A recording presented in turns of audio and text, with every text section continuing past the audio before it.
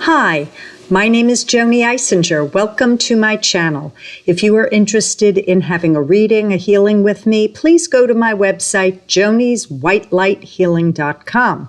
Please like this video. It helps the algorithm. Share it if you think it might assist someone else. Subscribe and press the bell all icon. You'll receive notifications when I put out another video. Please comment below. I love to hear from you. And if you have any requests for a themed video, please comment anywhere under any video, and I surely will get that comment. So today, I am going to be doing another request from a subscriber. And this is parents or spouses reclaiming their self-identity. So I took that to mean spouses, parents getting lost in the sauce. Could be codependence, could be poor boundaries, could be over-helping, could be wishful thinking and a lot of doing, getting lost in other. So I'm going to do a mixture of channeling spirit, where I put my Joanie aside and I bring in the highest of Christ light consciousness, meaning the enlightened ones. And also, on the dovetail of that, I'll be sharing some Joanie wisdom regarding this theme. So if it resonates, great. And if it doesn't, I suggest putting it on the shelf. And if you don't like it, trash it. It's just fine. So first, I'm going to bring in spirit. Here we go. So it seems that for a lot of folks who are parents or spouses that are now working on putting the oxygen mask on themselves, they're realizing that a lot of their self-talk to try and stop getting lost in other, over-helping, overdoing, over-listening, over-permitting, so that they kept saying, don't do it, stop, don't do it, stop, don't do it, stop. And that the parent, say with the child, or the spouse with the partner, was having great difficulty saying no. Also, they might have felt invisible, that they didn't matter, that it didn't matter, that the minimization of self was so great, that saying no really was sort of, it didn't make sense, because if you don't have any worth, no means that you care enough about yourself. So there is something about feeling invisible, having low self-esteem, not seeing your worth in order to then stop yourself. So there's this chatter. Don't do it. Just don't do it now. Don't do it. Just say no. Don't do it. Stop, pull back. Pace yourself. Don't do it so much. And that those wishes to self were unheard, and therefore they didn't become actionable, and that the behavior of being lost in other perpetuated, continued. So Spirit's giving sort of backstory about what many people went through before their maybe an awakening or this strong, strong desire to claim their sovereignty, set boundaries, and focus on self. See more what Spirit has to say. So Spirit is also coming in, and there are two pieces here. Spirit is commending you and saying it's about time, but not with like a ha, like a judgment, but it's about time. So you've had enough. And also, as Joanie interpreting what Spirit has to say, it's about time is that it's divinely ordered. So you went through the passage of getting fed up, being blistering hot, exhausted, rageful, despairing, confused, frustrated, whatever those strong feelings are that are more fear-based, not healthy, unbalanced, and that it became the perfect time in your now to address, what about me? Where am I? What was this all about? I got lost. I got enmeshed. I don't know where I end and another begins. My role could have possibly been too much. See more. Going in.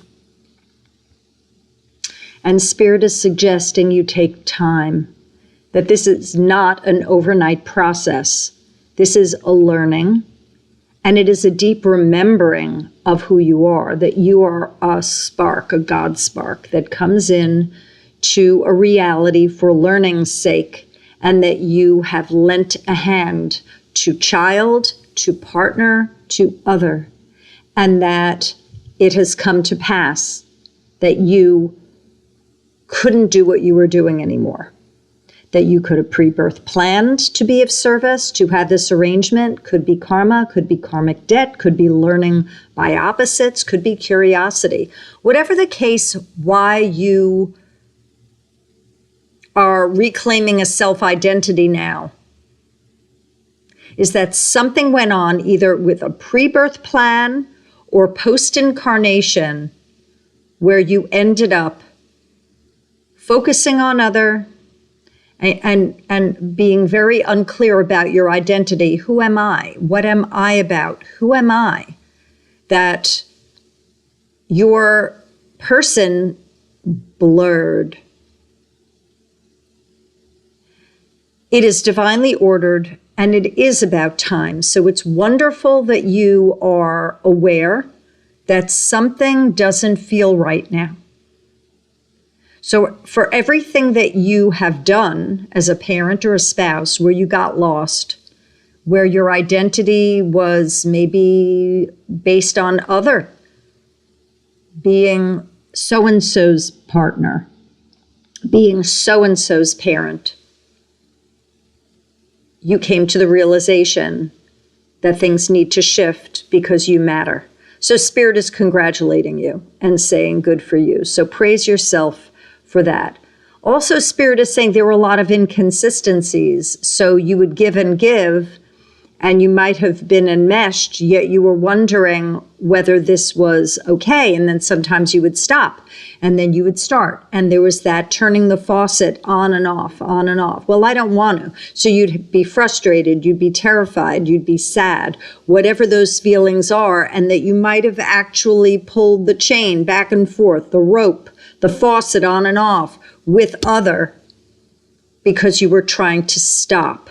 You were trying to delineate your identity from theirs, your role being clarified, so there was more harmony between you and other. The inconsistency to be identified, if that is what you did, stopping and starting, trying to heal, find balance, is not to be judged like I screwed up, I made a mess. It's what can I learn from it? You're experiencing very human things, and that's why you're here. So accept it, allow it, have gratitude, be curious, adventurous, be inspired, and then ask yourself, well, what's my takeaway? And here you are. So it's good to wax poetic to what you experienced. Sure, feel your feelings. If you do relive, remember, and give yourself that grace for healing. You don't necessarily all of a sudden become aware of your self-worth, having a clear identity overnight once you realize that you overgave, were over-involved, that you got lost, that you didn't have clear boundaries, that you forgot about the oxygen mask on yourself first. I'll see what more Spirit has to say. So sure, let's say it's you and a spouse. Sure, there are two of you. It doesn't mean that it's all about you. It's finding the wonderful harmony, the dance between you and other. And that for some people, when they find that they overgave, they got lost, that they overgave, and now they're not. Maybe situation has changed, perhaps. But whatever the case, it doesn't mean that it's all about you now. Sometimes people do that. They go from over in one way to solitude, selfishness, ego involvement, hiding, being a hermit, not speaking, running away, being avoidant. And the goal is to find center. That's with healing. That is with healing.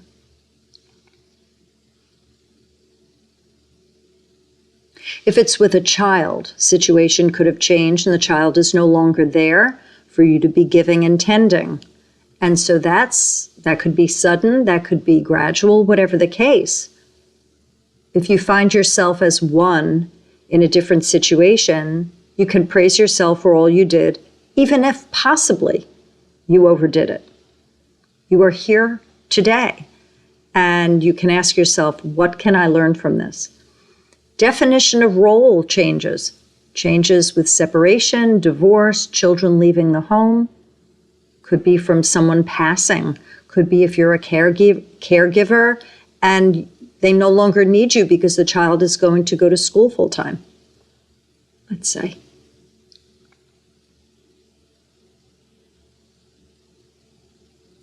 The utmost importance, Spirit says, is for you to remember how wonderful you are. And that if you find yourself having lost your identity, it's to return to knowing, to always knowing you have never been forsaken, you are not alone, you are wonderful, you are grace, and you are a piece of God, you are a piece of the oneness.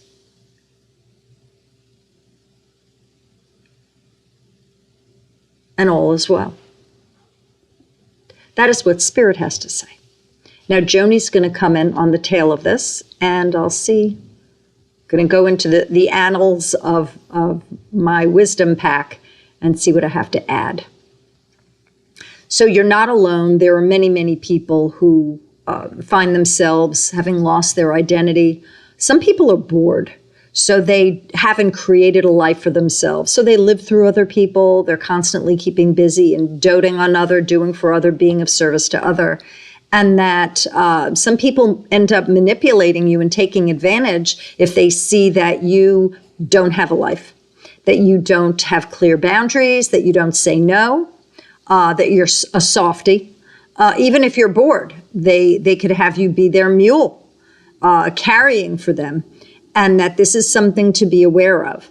How developed are you as a soul? Now, it doesn't mean that every person has to be on stage and be, with their road show. It's not like that. It's, what do you do in your spare time?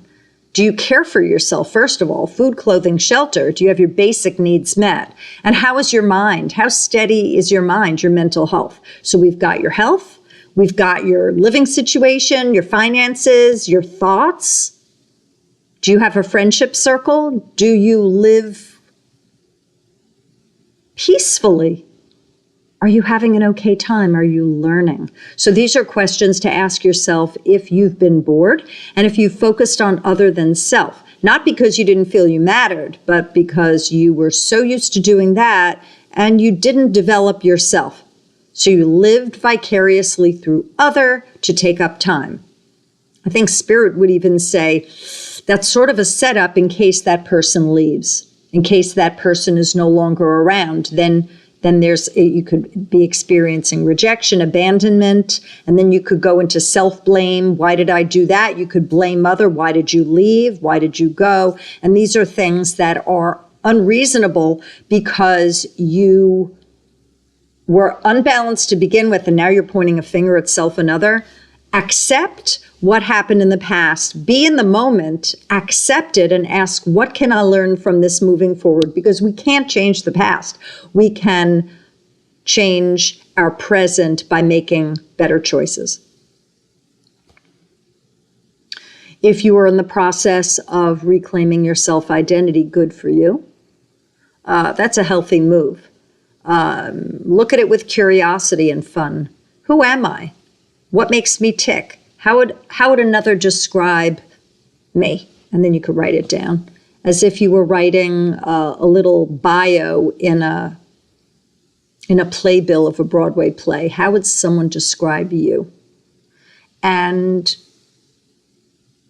that can bring up a lot, where you remember your true essence, who you've forgotten.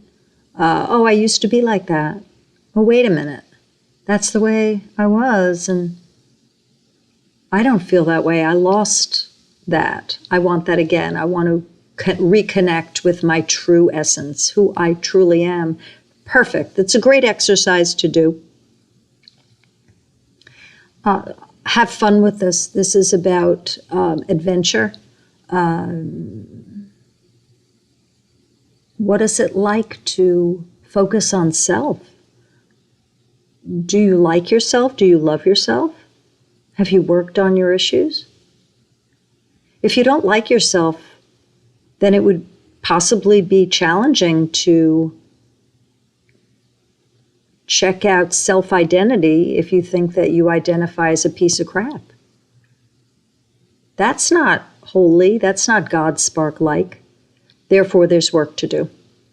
Work doesn't have to be a 4-letter word.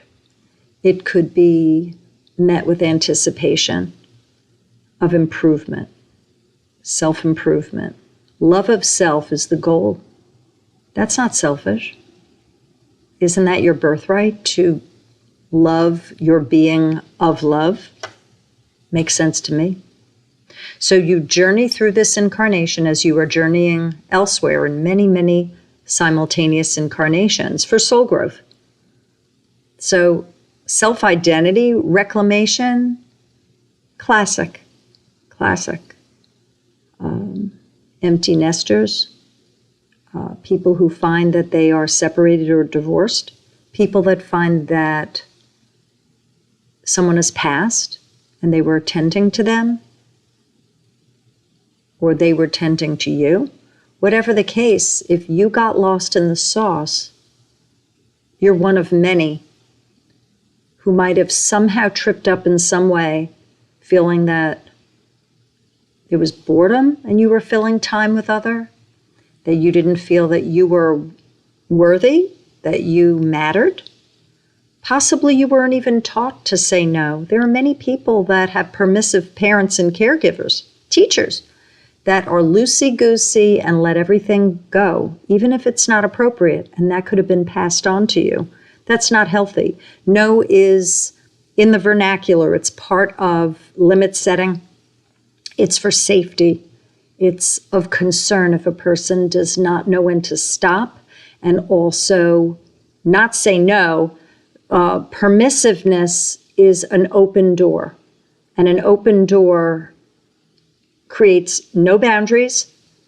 It blurs self-identification, definition, and it makes one at risk of manipulation. I hope this assists you. Pass this on to those you feel might find this beneficial. And again, please like the video. It helps the algorithm. And comment below. And I am here if you are interested in any more themed videos. And if you're interested in a session, my website, jonieswhitelighthealing.com, will give you a lot of information about how I can assist. Take care, y'all.